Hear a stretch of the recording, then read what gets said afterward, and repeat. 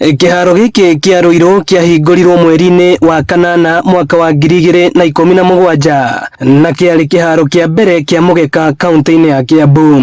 Ĩndĩ mĩaka 5 thutha ũyũ, mũgeka ũyũ ũtarũkĩte ũkambũka ũkahana matangari, na rĩrĩa kwaura kĩharo kĩarahaga maĩ gĩkahana iria, ũndũ ũrĩa rĩu ũrainamia ngoro cia athaki gũkũ Rũirũ. Kĩharo gĩkĩ ti kĩega na athaki, ta twĩka mazoezi maitũ nĩtũragĩa injuries nyingĩ mũno, koguo tũrahoya kĩngĩhota gũthondekwo no tũkene mũno na performance nĩgũkorwo njega. Nĩ hinya tondũ kĩharo gĩkĩ nĩ ũrĩa kĩhana mũndũ nĩakũgwa alafu nĩtakĩnyuaga mũndũ ndũngĩhota kũrĩkia ndagĩka 90 ta ntuge kurĩte slide kiharuraga mũndũ to an extent ĩgakũhe injury njũru mũno ndũngĩhota nginya kũrĩkia season.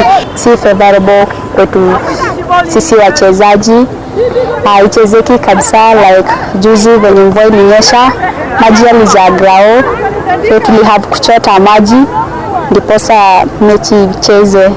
So tunge request sisi kama tunacheza premier na ukiangalia standard grounds zenye zinatumika kucheza premier iko very low sana, meaning nafaa renovatiwe. Kumana na gũthũkanga gwa kĩharo gĩkĩ, timu iria cirakoretwo igĩthakĩra gũkũ rĩu nĩciambĩrĩirie gwetha iharo ingĩ. Ũyũ arĩ kocha mũnene wa kĩrabu kĩa airĩtu gĩa Zitex Sparks kĩrĩa gĩthakaga ligi nene ya atumia gũkũ bũrũri-inĩ KWPL. Inaingia maji manake pia leveling yake haikuwa sawa, manake naweza sema ilifanyika na haraka, lakini sasa tuko na muda na walisema wanakuja kutengeneza na riu anyiti itemi aya makiendekithia ministry ya mathako kuhetũkĩra thirikari ya kaunti ya Kiambu kwambĩka mũbango wa gwaka werũ na kwararamia kĩharo gĩkĩ.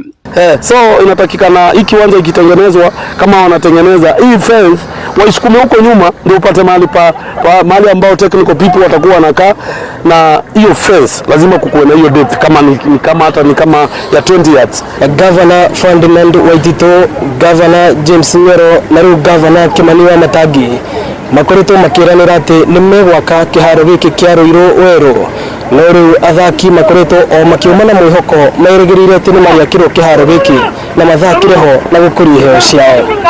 Ngĩkũhũngĩra handũ na Inooro TV, njĩtagwo Moses Ngĩngĩ.